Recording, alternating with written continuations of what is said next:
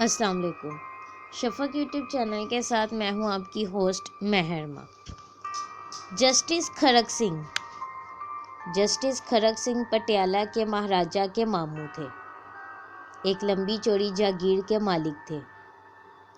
جاگیرداری کی یکسانیت سے اکتا کے ایک دن بھانجے سے کہا، تیرے شہر میں سیشن جج کی کرسی خالی ہے۔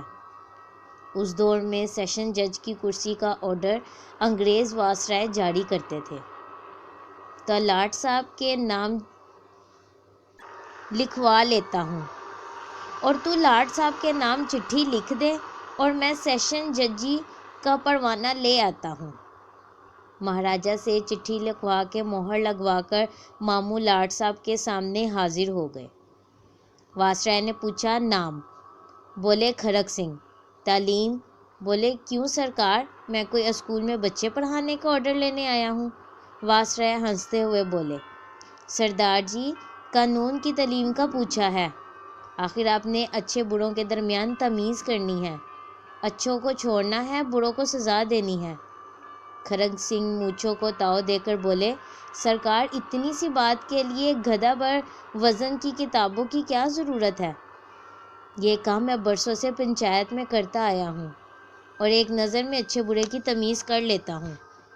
وائسرائے نے یہ سوچ کر کہ اب کون مہاراجہ اور مہاراجہ کے ماموں سے الجھے، جس نے سفارش کی ہے وہی اسے بھگتے، درخواست لی اور حکم نامہ جاری کر دیا۔ اب کھڑک سنگھ جسٹس کھڑک سنگھ بن کر پٹیالہ تشریف لے آئے۔ خدا کی قدرت، پہلا مقدمہ ہی جسٹس کھڑک سنگھ کی عدالت میں قتل کا آ گیا۔ ایک طرف 4 قاتل کٹہرے میں کھڑے تھے، دوسری طرف ایک روتی دھوتی عورت سر کا دوپٹہ گلے میں لٹکائے کھڑی آنسو پوچھ رہی تھی۔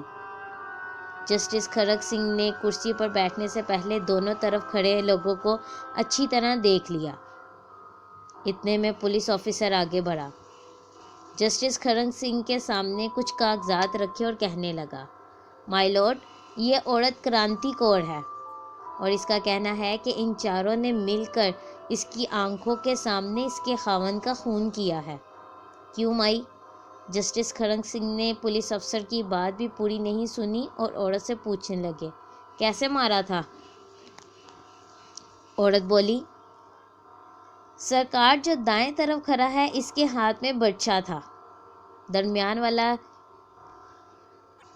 کسی لے کر آیا تھا اور باقی دونوں کے ہاتھ میں لاٹھیاں تھیں۔ یہ چاروں کماد کے اولے سے اچانک نکلے اور مارا ماری شروع کر دی۔ ان ظالموں نے میرے سر کے تاج کو جان سے مار دیا۔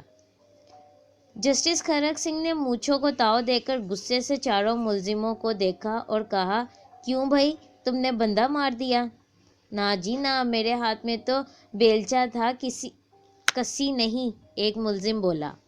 دوسرا ملزم بولا، جناب میرے پاس برچھا نہیں تھا، ایک سوٹی کے آگے درانتی بندی تھی، پتے جھاڑنے والی۔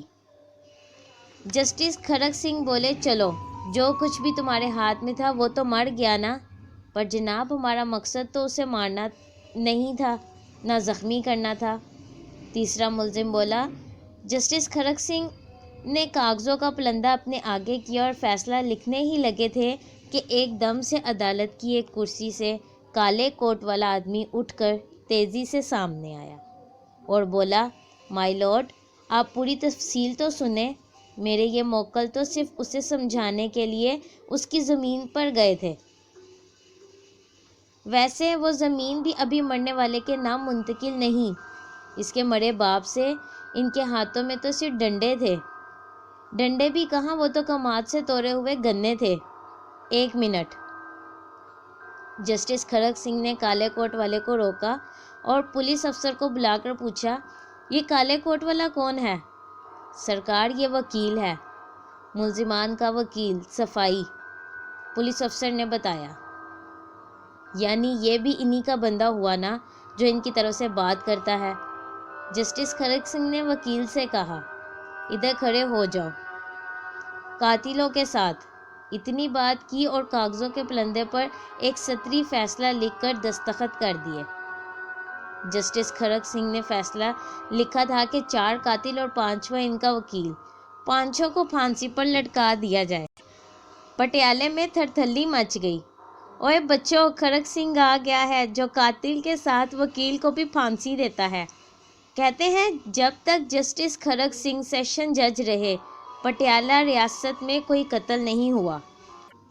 اس طرح کی مزید ویڈیو سننے کے لیے ہمارے چینل کو لائک اور سبسکرائب کرنا مت بھولیں۔